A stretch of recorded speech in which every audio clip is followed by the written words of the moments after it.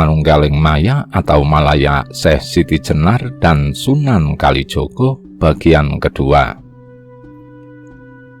Pupuh 2 bait 1-5 Asmaradana suluk Syekh Malaya. Kanjeng Sunan berkata lembut, engkau pakailah nama Syekh Malaya. Adapun Malaya asalnya karena masih dikasihi oleh Tuhan yang Maha Suci. Kata sukma artinya ruh. Saya penerjemah lebih suka mengartikan sukma sebagai Maha Suci, karena itu roh suci. Oleh Kanjeng Sunan Bonang, Lokajaya diberi nama Syekh Malaya, artinya masih dikasihi oleh Tuhan yang Maha Suci. Kata Malaya dari kata laya yang artinya mati, dan awalan ma yang artinya menuju. Malaya artinya menuju kematian. Jika kita perhatikan pertapaan yang dilakukan oleh Lokajaya sungguh berat. Pastilah orang biasa akan mati jika melakukan seperti itu. Jadi pertapaan yang dilakukan seperti sengaja mencari mati atau malaya. Namun Lokajaya masih hidup karena kasih sayang Tuhan yang Maha Esa. Ini cocok dengan perkataan Kanjeng Sunan Bonang sebagai berikut. Sunan sendiri mengungkapkan bahwa kekuatan yang diperoleh oleh Lokajaya karena ridho dan seizin Tuhan, sehingga kuat tidak makan dan minum selama setahun, juga tidak istirahat dan bergerak sama sekali. Dia ibarat mati, pasti selama ini timbul keinginan dan keraguan padanya, tetapi dia dapat menyingkirkan semua itu. Dirinya sudah tidak peduli lagi dengan nasibnya, yang diinginkan hanyalah diterima taubatnya. Dia sudah mampu menjalani mati sakjroning urip, yakni matinya keinginan dan hawa nafsu. Sesudah menyatakan bertobat dan sanggup memenuhi sekehendak Tuan Guru, Lokajaya tak jua mendapat petunjuk tentang ilmu-ilmu agama. Yang dilakukan dari awal sampai akhir hanya menjalani bertapa saja. Selalu saja disuruh bertapa, setelah disuruh menunggu tongkat, kemudian masih disuruh menunggu pohon beringin besar. Tidak boleh pergi-pergi selama masa bertapa itu. Jadi setelah bertapa dengan menunggu pohon beringin di tengah hutan selama setahun, sudah 2 tahun Lokajaya bertapa. Mengapa Kanjeng Sunan tak juga mengajarkan ilmu-ilmu agama dan hanya menyuruhnya bertapa saja? Itulah hebatnya sang guru. Dia mengerti apa yang dibutuhkan oleh muridnya. Hal terbesar yang membuat muridnya jatuh adalah mengikuti hawa nafsu. Maka hawa nafsunya harus dimatikan dahulu. Maka dia harus bisa menjalani mati sakjroning urip, yakni mematikan keinginan duniawi. Adapun mengenai ilmu-ilmu agama, Sunan yakin Lokajaya tidak kurang. Sejak kecil dia telah dididik oleh ayahandanya Bupati Wilatik Tadi Tuban. Yang dia perlukan sekarang adalah zikir, mengingat kembali apa yang sudah dipelajarinya dahulu, juga zikir untuk menyadari sangkan paraning dumati. Dengan cara melatihnya bertapa, Sunan sedang membangkitkan gairah Lokajaya untuk bergerak kepada wujud sejatining wujud. Rupanya 2 pertapaan terdahulu dianggap belum cukup. Lokajaya kemudian disuruh berpindah bertapa dengan cara lain, kali ini dengan dikubur di tengah hutan. Setelah setahun tapa pendem atau bertapa dengan cara dikubur, datanglah Sunan Bonang untuk melihat sang murid, untuk kemudian memberi perintah selanjutnya. Setelah tapa pendem selesai, lalu masih disuruh untuk tafakur di Kalijaga, maka Lokajaya kelak juga dinamai dengan nama itu, yakni Sunan Kalijaga.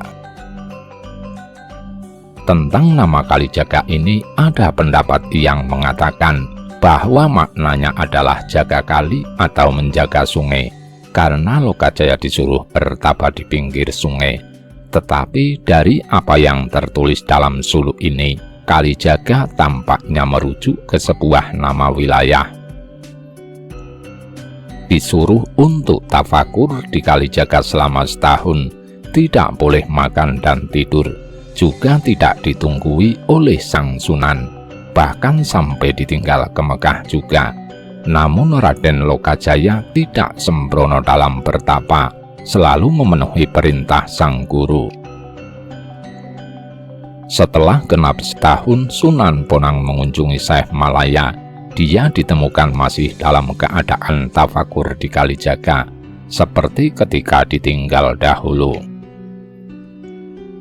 Kanjeng Sunan Bonang melihat kesungguhan bertapa Syekh Malaya, segera memerintahkan untuk berhenti. Pertapaannya dianggap cukup, dan oleh Sunan Bonang beliau diangkat sebagai wali penutup untuk menggenapi Dewan Wali yang bertugas menata agama di Kerajaan Demak. Dewan Wali ini disebut Wali Sangha. Mengenai artinya ada banyak perbedaan pendapat. Ada yang mengatakan bahwa disebut Wali Sanga karena jumlahnya sanga atau 9. Tapi ada pula yang mengatakan bahwa sanga bukan dari kata sanga tetapi sangha, yang artinya Dewan Wali. Kita tidak berkepentingan untuk memperdebatkan itu semua. Kita hanya belajar sastra klasik. Marilah kita batasi bahasan kita pada apa yang tertulis di sini saja. Adapun keterangan tambahan hanya dipakai sebagai tambahan wawasan. Sekedar catatan, ada yang mempertanyakan mengapa Sunan Kalijaga atau Syekh Malaya sudah diberi kedudukan wali oleh Sunan Bonang, padahal sang guru belum memberi wejangan kepadanya tentang ilmu-ilmu keislaman. Ada dua hal yang perlu diperhatikan. Pertama, mengenai hal ini cukuplah kita katakan bahwa kita tidak tahu tentang pengajaran bagaimana yang dilakukan oleh Sunan Bonang. Yang dapat kita ketahui hanyalah yang tertulis dalam catatan ini. Selain itu, kita tidak mendapati informasi yang cukup. Mungkin saja selain apa yang tertulis itu, Lokajaya juga mendapat pengajaran lain. Yang kedua, janganlah menganggap remeh pertapaan yang dilakukan oleh Lokajaya. Apa yang dilakukannya, bertapa dengan beruntun itu sungguh berat dan tidak semua orang bisa melakukan. Bandingkan dengan orang-orang di masa kini, ketika hidupnya selalu bergelimang dosa hanya dengan berganti baju dan menyatakan hijrah, lalu menjadi seorang ustadz, mana yang lebih layak antara keduanya sebagai penganjur agama? Semoga kita dapat mengambil pelajaran dari peristiwa ini. Pupuh 2 bait 6-10 Asmorondolo Suluk Syekh Malaya. Perbaikilah agamamu. Kalimat ini mengandung pengertian bahwa Lokajaya sebelum bertobat sudah mengenal ilmu agama, namun dia menggunakannya secara salah atau tidak diamalkan, bahkan dia terjebak dalam perilaku maksiat. Kemudian Sunan Bonang mendudukkan pengetahuan Lokajaya ke tempat yang benar, bahwa agama adalah untuk menata perilaku atau panotokromo. Perilaku utama yang harus ditata adalah perilaku dalam memuliakan Tuhan, kromo kramating yang manon. Tuhan dalam bait ini disebut dengan salah satu sifatnya, yakni yang manon, Tuhan yang maha melihat. Artinya Tuhan sebenarnya selalu melihat perilaku kita dalam memuliakannya. Bukan hanya melihat, sesungguhnya Tuhan juga memberi kita petunjuk. Petunjuk itu berupa syariat yang dibawa para nabi, iman yang ada di dada kita, dan hidayat atau petunjuk yang khusus dibisikkan dalam hati kita secara personal. Itu semua adalah anugerah yang besar dari Tuhan yang Maha Besar. Itu semua harus ditata. Dalam katra ini Tuhan disebut dengan sifatnya yang lain, yang agung. Artinya walau anugerahnya tadi besar sekali, Tuhan jauh lebih besar. Tuhan tidak akan kekurangan anugerah dalam memberi, tidak akan pelit dalam memberi petunjuk karena Dia Maha Besar. Anugerah dari Tuhan yang Maha Benar tidak saja berupa agama yang baik, namun juga meliputi hal-hal yang biasa kita gunakan dalam hidup sehari-hari. Segala kelebihan, kekuasaan maupun kesaktian dan keperwiraan, semua itu juga anugerah. Dalam katra ini Tuhan disebut dengan sifatnya yang lain, yang widi, Tuhan yang Maha Benar. Artinya semua anugerah yang diberikan kepada kita adalah benar dalam pandangan Tuhan. Dia tidak salah memberi. Keempat anugerah yang disebut dalam katra ini berkaitan dengan kemampuan dalam bidang politik, yakni untuk urusan mengatur kehidupan orang banyak. Ini pun juga merupakan anugerah dari Tuhan. Segala hal yang disebut di atas yang diperlukan dalam kehidupan dan pergaulan dalam masyarakat adalah anugerah yang tinggi, yang utama dalam keutamaan. Sampai di sini kita paham bahwa urusan politik, yakni yang berkaitan dengan kehidupan orang banyak, jika kita mendapat anugerah dalam mengelola itu semua adalah anugerah utama. Perumpamaannya seperti seorang bayi yang dikuasai ibunya. Apapun bisa dilakukan oleh seorang bayi, tapi kuasanya terbatas. Yang awas kepada apa yang menguasaimu, seperti seorang bayi kepada yang menguasainya. Pelaksanaan anugerah itu dalam skala yang telah disebut di atas adalah pada diri orang yang diberikan anugerah itu. Tapi ingatlah kepada yang memberi anugerah. Di sini kita mendapati istilah yang sering kita dengar, yakni Purbawasesa. Purba artinya asal atau wid, yakni asal dari kuasa, sedang wasesa adalah penggunaan kuasa itu.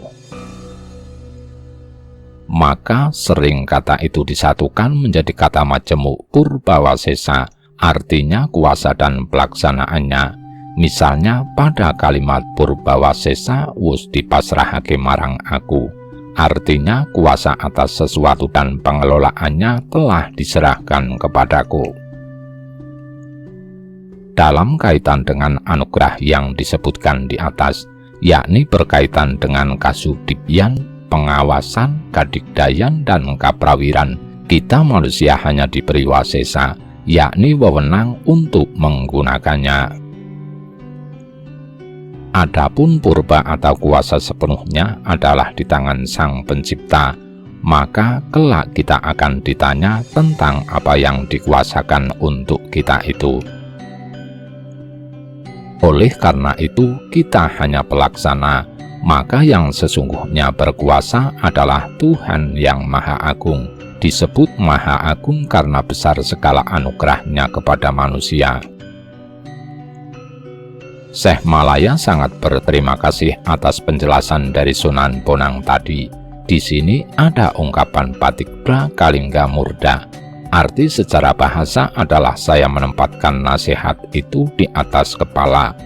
Maksudnya nasihat tadi akan dijunjung tinggi, selalu diingat dan dilaksanakan. Syekh Malaya juga meminta diterangkan tentang rahasia dari Tuhan sebagai sukma luhur, zat yang maha tinggi yang telah menurunkan iman hidayat kepada manusia. Iman hidayat yang dimaksud Syekh Malaya membuat manusia mantap dalam rasa menerima terhadap segala ketentuan, larangan dan perintah Tuhan, sehingga siapa yang mencapai iman hidayat akan menjadi manusia takwa karena sudah benar-benar mengenal zat Tuhan dengan seterang-terangnya. Bagaimana caranya mencapai iman hidayat ini?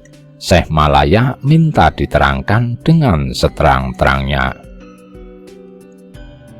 Syekh Malaya bertanya agar dapat mencapai nikmat iman hidayat, agar terang, yakin akan kekuasaan Tuhan, sehingga dalam menjalani syariat dapat melakukan dengan sepenuh hati.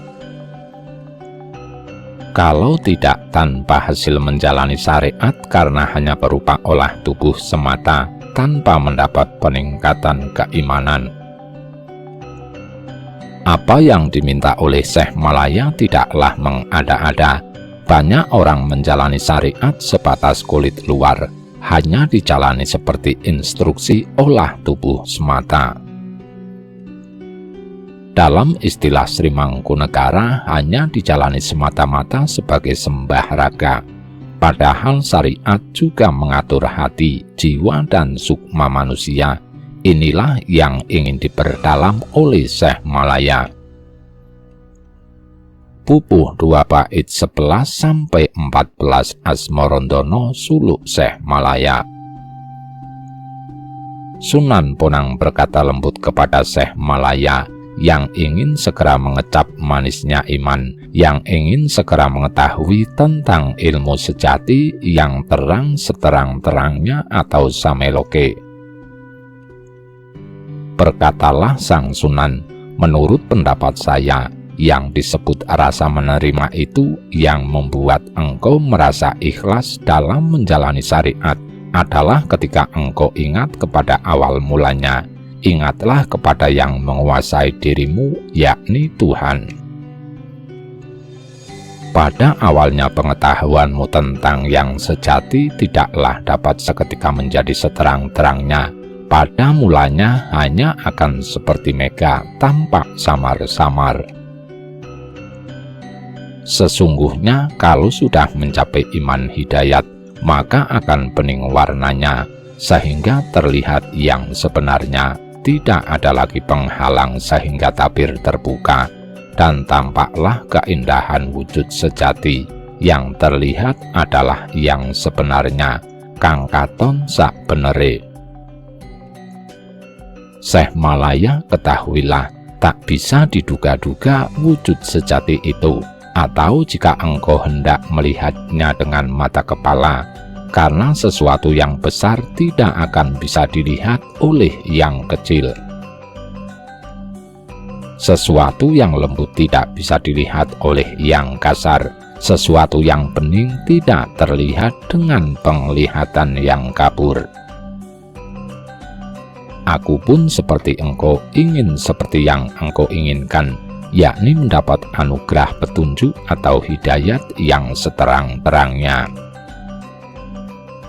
Hidayat seperti yang engkau maksud, aku sendiri juga belum mengetahui, hanya berita atau kabar yang aku pedomani. Karena itu dari sabda Tuhan, yakni yang sudah dikatakan dalam kitab sucinya.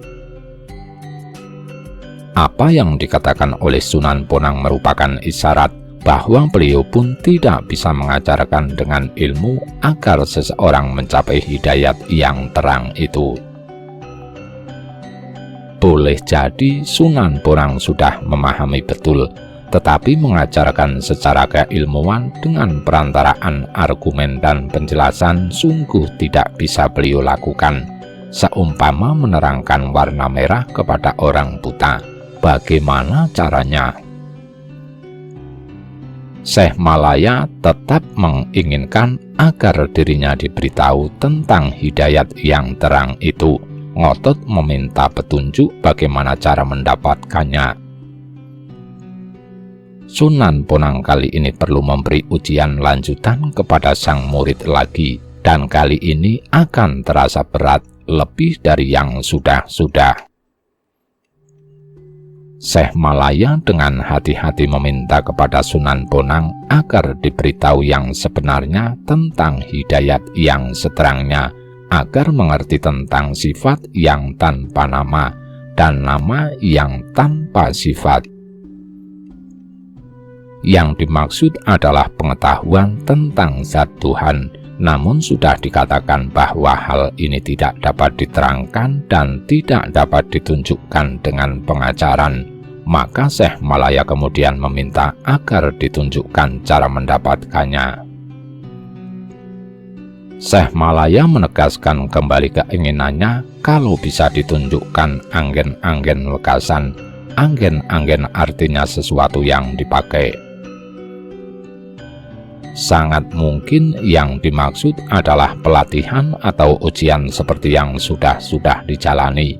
Namun Syekh Malaya berharap inilah ujian terakhir atau wekasan yang membuatnya mendapat petunjuk seterang-terangnya. Atas keinginan Syekh Malaya yang demikian menggebu-gebu untuk mendapat iman hidayat atau hidayat sak meloke, hidayat seterang-terangnya, maka Sunan Bonang menunjukkan cara untuk mendapatkannya. Seperti apakah caranya? Pupuh 2 bait 15-17 Asmorondana Suluk Syekh Malaya. Sunan Bonang menyuruh agar Syekh Malaya mematikan raganya. Kata Rarogo di sini segala hal yang berkaitan dengan raga. Kalau pada bagian lalu Syekh Malaya sudah berhasil mematikan keinginan raga, semisal makan dan minum, istirahat dan tidur, serta nafsu seksual, maka kali ini Sunan Bonang ingin memberi ujian yang lebih lanjut, yakni dengan cara mematikan ego. Pada ujian yang lalu Syekh Malaya telah berhasil menjalani pelatihan berat dan berhasil menundukkan nafsu. Itu pencapaian yang sangat bagus, tetapi tidak cukup bagi orang yang menginginkan iman hidayat, yakni hidayat sak meloke, petunjuk yang terang benderang. Masih ada satu lagi yang perlu ditaklukkan, yakni diri sendiri. Bagaimana caranya? Sunan Bonang menyuruh Syekh Malaya untuk menyendiri di hutan. Jangan sampai terlihat seperti manusia. Maknanya, hilangkan kemanusiaanmu. Dengan begitu engkau mati sebagai manusia, egomu dijatuhkan ke tempat yang paling rendah. Egomu mati. Setelah selesai memberi wejangan dan menyampaikan petunjuk tentang apa yang harus dilakukan, Kanjeng Sunan Bonang segera pergi. Arahnya ke timur laut. Kalau dilihat dari posisi Syekh Malaya yang bertapa di wilayah Tuban, sepertinya Sunan Bonang kembali ke pesantrennya di Bonang. Saonjotan adalah waktu atau jarak yang diperlukan untuk satu perjalanan dengan jalan kaki sampai istirahat. Setelah Sunan Bonang berlalu saonjotan, Syekh Malaya mengikuti beranjak dari tempat semula dan masuk ke hutan untuk melaksanakan amalan terakhirnya dalam rangka meraih iman hidayat. Yang dilakukan Syekh Malaya menafsirkan perintah Sunan Bonang untuk menghilangkan kemanusiaannya adalah dengan bertapa ngidang, yakni mengikuti segala tindak tanduk dari kijang. Segala perbuatan kijang diikutinya, makan, tidur, berkelompok, berlarian ke sana kemari, seperti layaknya anak kijang. Begitulah yang dilakukannya sambil menunggu perintah selanjutnya dari sang guru Kanjeng Sunan Bonang. Namun apakah ini memang pertapaan terakhirnya dan sesudahnya tidak ada ujian lagi baginya? Pupuh 2 bait 18-22 Asmorondana Suluk Syekh Malaya. Sudah setahun kemudian Sunan Bonang kembali mengunjungi Syekh Malaya. Waktu itu sudah melebihi dari waktu yang dijanjikan oleh Kangjeng Sunan sendiri. Memang banyak cerita kalau seorang wali sering salat ke Mekah dan kemudian sebentar saja sudah kembali ke Jawa. Hal ini tampak mustahil. dan sebaiknya tidak dimakan mentah-mentah cerita ini. Misalnya seseorang mengatakan bahwa dia akan sholat duhur di Mekah, tetapi kemudian dia sudah kembali, maka pastilah dia bohong, karena waktu zuhur di Mekah masih sore harinya. Terkecuali dia bisa menjelajah waktu, maka hal itu mustahil. Tidak hanya soal ini, dalam berbagai kitab suluk, babat, dan serat-serat lama, ada banyak hal-hal yang tidak masuk akal. Kita mesti waskita dalam menafsirkan cerita-cerita ini. Boleh jadi cerita-cerita semacam itu mengandung isyarat yang tersembunyi. Namun kali ini kita tidak sedang membahas hal tersebut. Kita hanya mengkaji kitab klasik dalam pengertian secara gramatikal saja. Adapun hal-hal selain yang tertulis perlu pembahasan lebih lanjut dan bukan di sini tempatnya. Syekh Malaya sebagaimana dikisahkan dalam kajian yang lalu telah bergerombol bersama kawanan Kijang. Dia hidup dengan cara hidup Kijang, makan dan minum serta tidur dengan cara seperti yang Kijang lakukan. Sunan Bonang melihat kejadian itu dan merasa heran karena belum mengetahui siapa si Kijang berbentuk manusia itu. Sunan Bonang baru teringat bahwa dahulu pernah menyuruh agar Syekh Malaya bertapa di tengah hutan, sehingga tak terlihat seperti manusia. Beliau baru sadar bahwa Syekh Malaya telah bertapa ngidang, mengikuti kawanan Kijang kemanapun perginya. Setelah ingat, barulah Sunan mendekati Kijang tersebut. Syekh Malaya yang masih bertapa ngidang berlari ngajir begitu didekati Sunan Bonang. Tampaknya dia sangat serius menjadi Kijang, benar-benar sudah mati rasa kemanusiaannya. Terbukti dia berlarian sampai menunjang-nunjang layaknya Kijang liar yang takut kepada manusia. Dia tidak lagi mengenali Kanjeng Sunan Bonang. Si Kijang jadian ini sungguh gesit layaknya Kijang beneran. Dikerahkan alat jaring dan jerat, namun tak berhasil menangkapnya. Dijerat lepas, dijaring, malah diterjang oleh si Kijang dengan mudahnya. Sang Sunan timbul amarahnya karena si Kijang gagal ditangkap. Sesumbar artinya mengeluarkan perkataan menantang kepada lawan. Namun di sini dikatakan sesumbar sakjroning nolo, artinya dalam hatinya bertekad untuk berhasil menangkap si Kijang jadian. Sang Sunan merasa diremehkan karena kehadirannya tidak dianggap oleh si Kijang jadian. Padahal si Kijang jadian memang benar-benar kesadarannya sebagai manusia telah hilang. Kanjeng Sunan Bonang bertekad untuk menangkap si Kijang.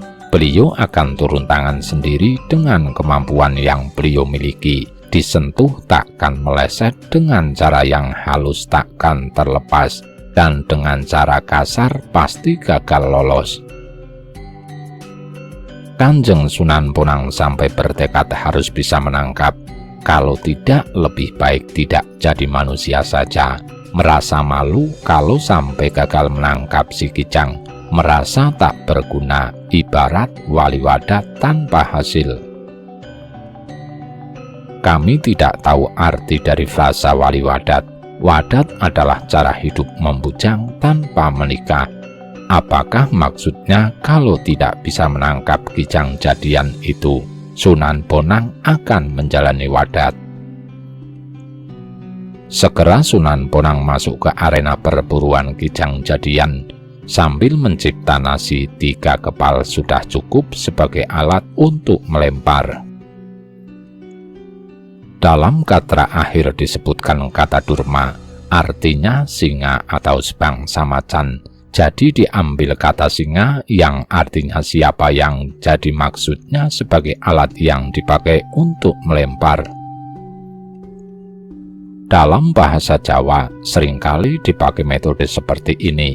Hal ini sebagai isyarat bahwa pada bait berikutnya sudah masuk ke pupuh durma, salah satu jenis tembang mocopat. Rahayu sagung dumadi, nuwun nuwun.